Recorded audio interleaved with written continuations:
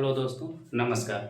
तो दोस्तों, इसके पहले हम लोगों ने कोलाइडी अवस्था में कुछ पढ़ लिया था, जो 12th का चैप्टर है केमिस्ट्री का। तो कोलाइडी अवस्था में हम लोग देखते हैं, कुछ तो पढ़ लिए थे। कोलाइडी अवस्था, कोलाइडी अवस्था।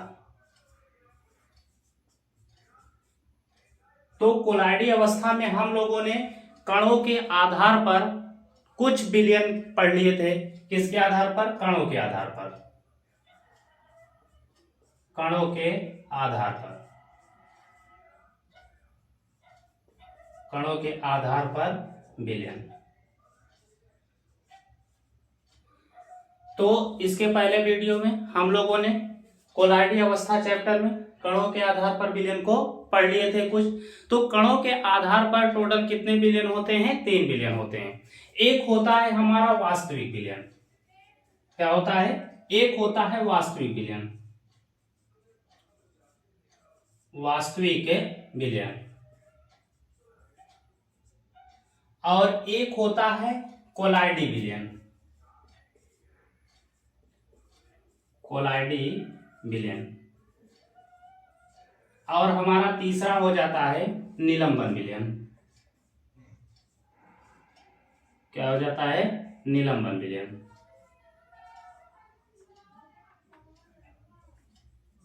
तीसरा हमारा हो जाता है निलंबन विलयन। तो देखिए, इसमें देखते हैं पहला वाला वास्तविक विलयन किसे कहा जाता है? जो स्पष्ट दिखाई दे। क्या हो? जो स्पष्ट दिखाई दे, जो स्पष्ट दिखाई दे, जो स्पष्ट दिखाई दे उसे क्या कहते हैं? वास्तविक विलयन कहा जाता है। जैसे हम लोग देखते हैं, साफ सुथरा पानी होता है, तो पानी में अगर कोई भी कण गिरा हुआ होता है तो वह क्या होता है? स्पष्ट दिखाई देता है। यानी कि ऐसा विलयन जो स्पष्ट दिखाई दे वही क्या कहलाता है? वास्तविक विलयन कहलाता है। तो देखिए, हम लोग को पढ़ना किसमें है? कणों के आधार पर। तो इसमें जो वास्तविक विलयन में कण होते हैं वह 1 नैनोमीटर से क्या होते हैं? कम होते हैं। क्या होते हैं? जो कणों का आकार होता है 1 नैनोमीटर से कम होता है। क्या होता है? कणों का आकार 1 नैनोमीटर से कम होता है, वही क्या कहलाता है? वास्तविक विलयन कहलाता है। अब देखिए, दूसरा हमारा जो हो जाता है कोलाइडी विलयन।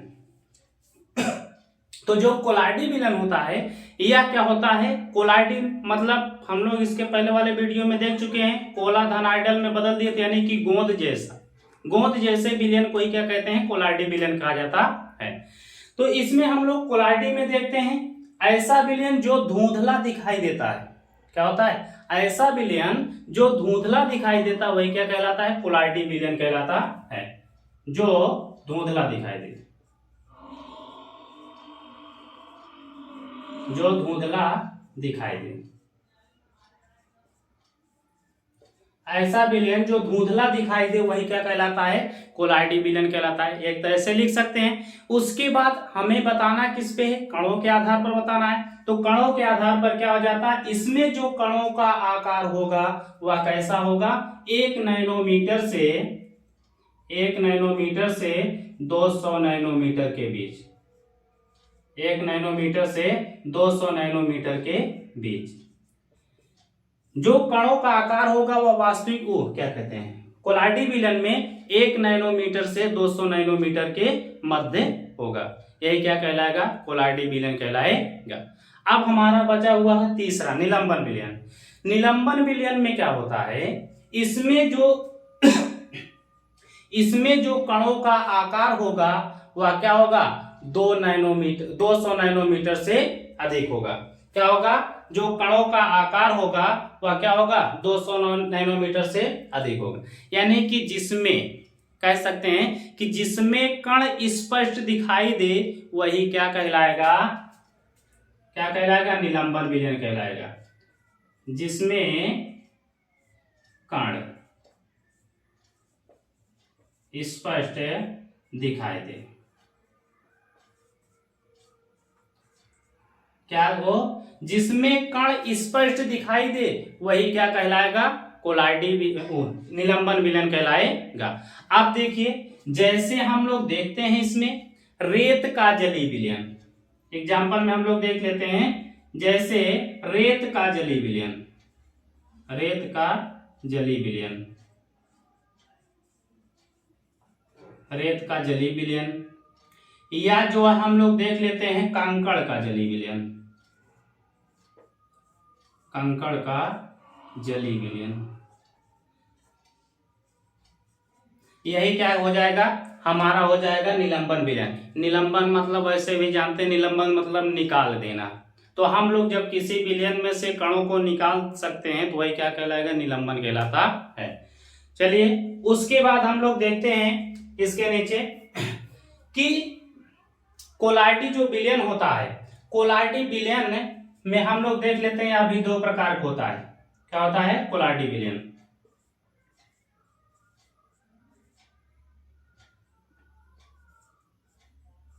कोलाइडी विलयन।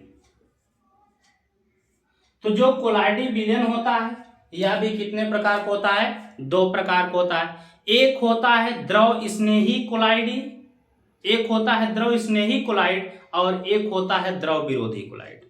क्या होता है, एक होता है द्रव स्नेही कोलाइड, क्या होता है द्रव स्नेही कोलाइड, और एक होता है द्रव विरोधी कोलाइड, द्रव विरोधी कोलाइड।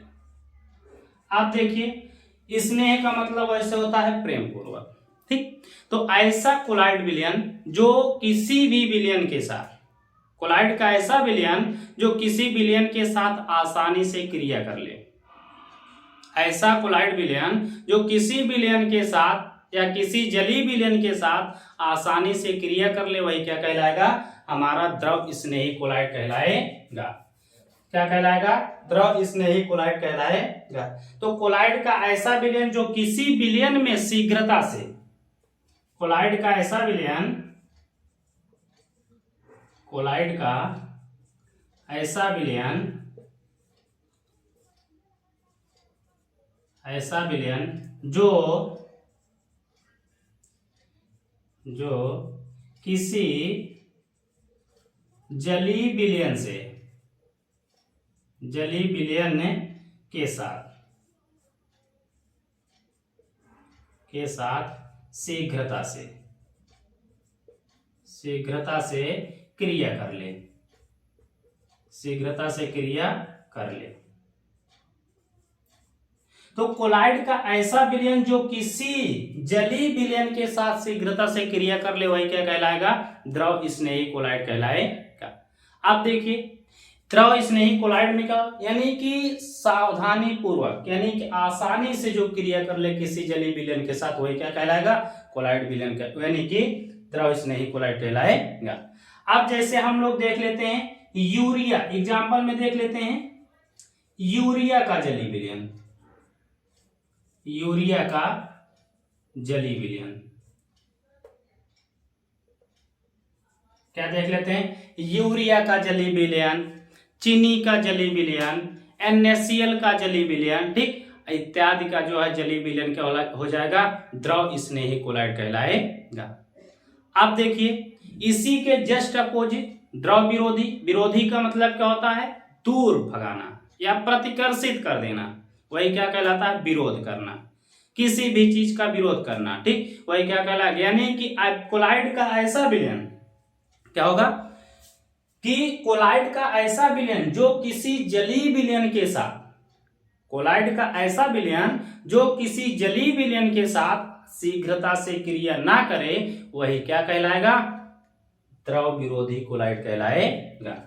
लिख देते हैं कोलाइड का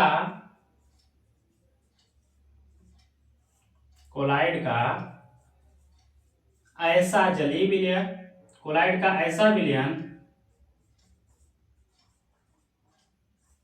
कोलाइड का ऐसा विलयन जो किसी जलीय विलयन के साथ, जो किसी जलीय विलयन के साथ शीघ्रता से शीघ्रता से क्रिया नहीं करता, क्रिया नहीं करता। तो देखिए द्रव विरोधी कोलाइड, कोलाइड का ऐसा विलयन जो किसी जलीय विलयन के साथ शीघ्रता से क्रिया नहीं करता, वह क्या कहलाता है? द्रव विरोधी कोलाइड कहलाता है। तो एग्जांपल में हम लोग इसमें देख लेते हैं, इस वाले में द्रव विरोधी कोलाइड में जैसे हमारा हो जाता है सल्फर सोल। क्या हो जाता है? Sulphur soul. एग्जांपल में देखते हैं, सल्फर सोल।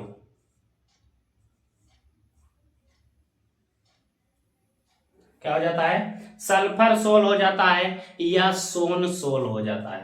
क्या हो जाता है? सोन सोल, सोन सोल। क्या हो जाता है? सोन सोल हो जाता है।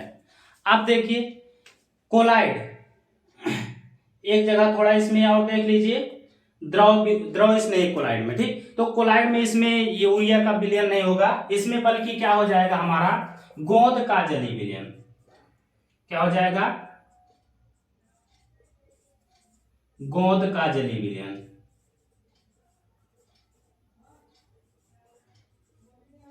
गोंद का जलीय विलयन।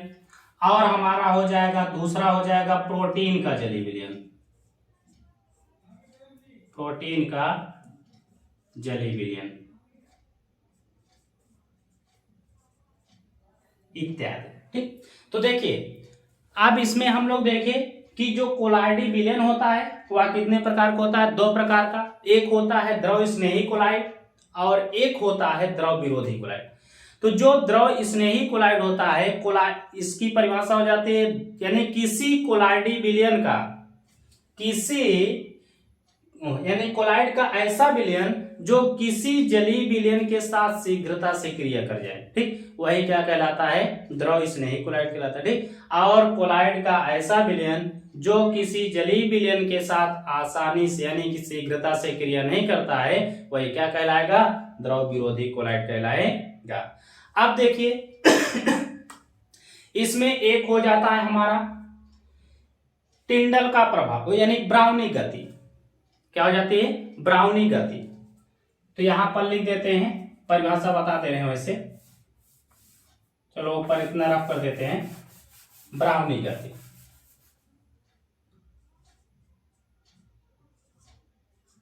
ब्राउनी गति। तो देखिए ब्राउनी, तो ब्राउनी गति का मतलब क्या हुआ कि ब्राउनी मतलब कोई वैज्ञानिक था जिसका नाम क्या था? ब्राउन था, ठीक। तो प्रोफेसर ब्राउन ने क्या था? प्रोफेसर ब्राउन ने जब देखा कि किसी कोलाइडी विलयन के अंदर, जब प्रोफेसर ब्राउन ने अपने प्रयोगों के द्वारा कोलाइडी विलयन में देखा तो उसके जो कण थे वह निरंतर क्या कर रहे थे? टेढ़े मेढ़े मार्ग में गति कर रहे थे। क्या कर रहे थे?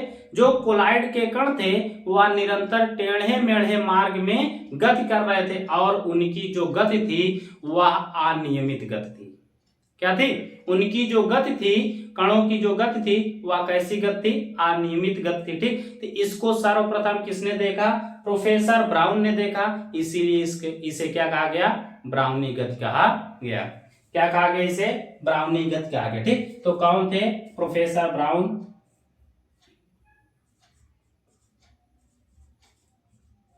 Professor brown. प्रोफेसर ब्राउन ने क्या देखा कि कोलाइड कण, ठीक, कोलाइड कण, क्या इन्होंने क्या कहा कि कोलाइड कण, लिखते हैं कोलाइड कण निरंतर, कोलाइड कण निरंतर एक टेढ़े मेढ़े ढंग से, एक टेढ़े मेढ़े ढंग से, टेढ़े मेढ़े ढंग, टेढ़े मेढ़े ढंग से निरंतर, यानी टेढ़े मेढ़े ढंग से अनियमित, अनियमित गति अनियमित गति चारों दिशाओं में, चारों